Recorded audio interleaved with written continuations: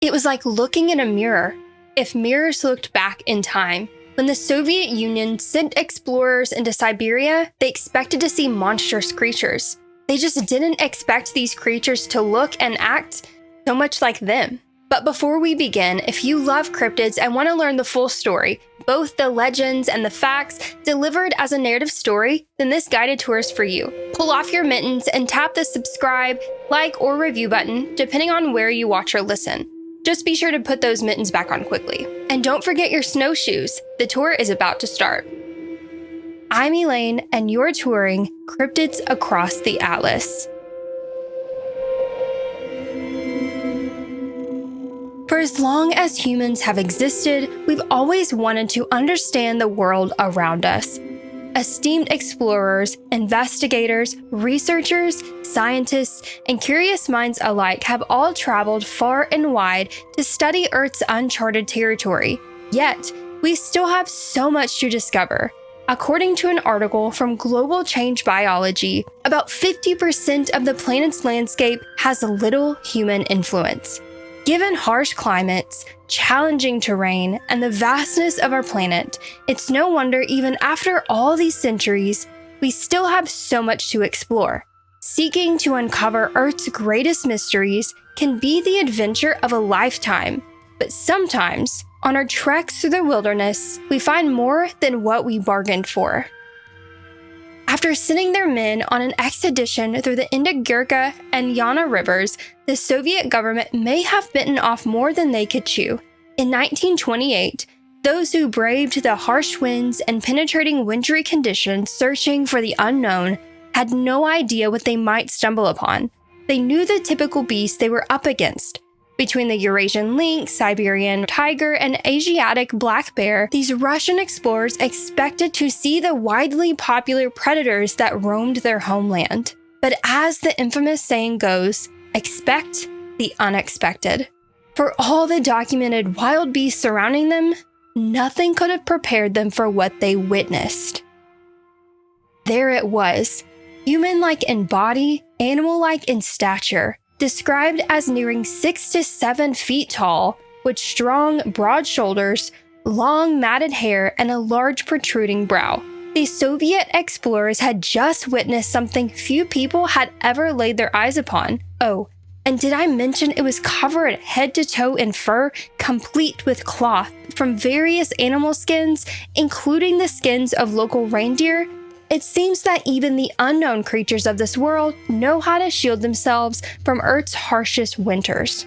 Some scientists argue that this not fully human, not fully animal could be one of the last living links that the human race has with its simian ancestors. Many scientists argue whether it's one of the last living Neanderthals on Earth or a relic population of Paleoasiatic Aborigines. Regardless, these human-like creatures have supposedly adapted to living in harsh winters and have seemingly hidden themselves away in the Siberian wilderness.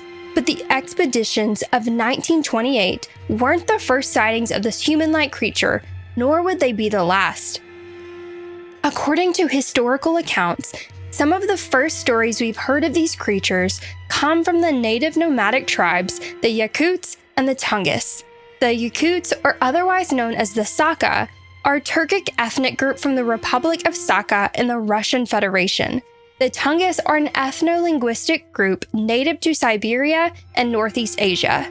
Both of these tribes have passed down their own tellings of what they call the Chuchunya. While there are numerous ways to pronounce this legendary Siberian creature, the Yakuts commonly refer to them as the Chunchun, or evil spirits. In the Tungusic language, the Chuchunya are referred to as Mullen, which translates to bandit. According to the Tungus tribe, Mullen were often caught stealing from their homes during late hours when most of the native tribe were sleeping. Many Tungus also believed that among thievery, Mullen also happened to have a large appetite, with human flesh being an occasional delicacy.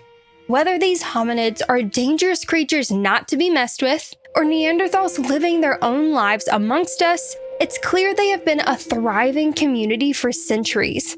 The only problem is that sometimes Humans have a hard time objectively researching from afar.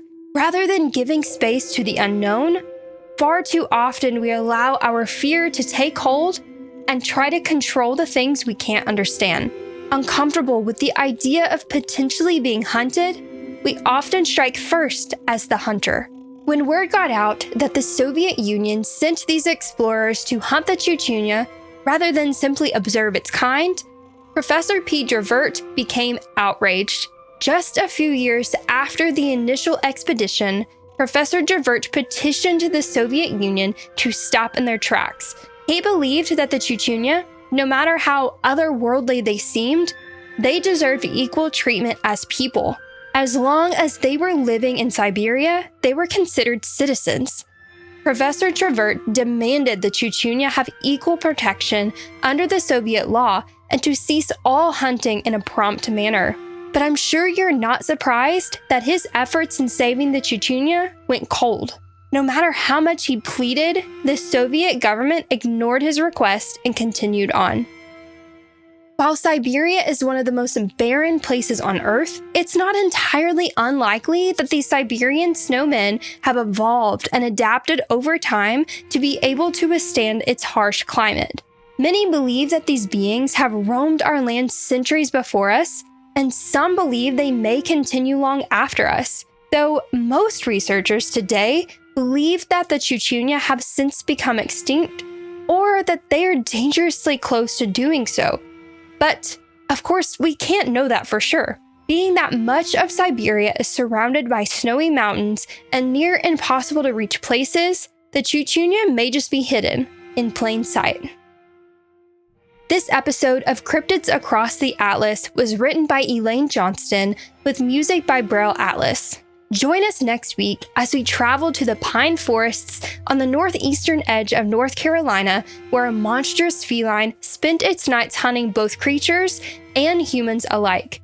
But this feline sounds less like one you might find in North America and more like something you would find in Transylvania. If you love cryptids and want to learn even more about the creatures we just talked about, find us on TikTok or Instagram. Just search username @TheCryptidAtlas. By the way, the episode you just witnessed is both a podcast and YouTube video, so whichever format you prefer, we have you covered. Also, check out our interactive cryptid map to browse the globe and learn about cryptids from your favorite areas. Every episode we make adds another pin to our map. You can find our social channels, the map, and more at thecryptidatlas.com. And when you find us, be sure to tap that follow button and get in on the action by dropping a comment on our recent videos. If you enjoy the show, consider sharing it on with a friend.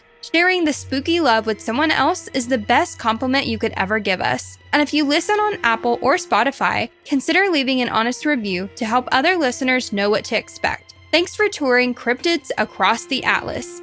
Until next time, keep your eyes open. You never know what you might see just on the edge of the road.